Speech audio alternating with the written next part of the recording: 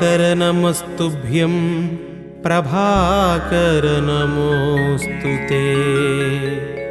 सप्ताश्वरथमारूढं प्रचण्डं कश्यपात्मजं श्वेतपद्मधरं देवं तं सूर्यं प्रणमाम्यहम्।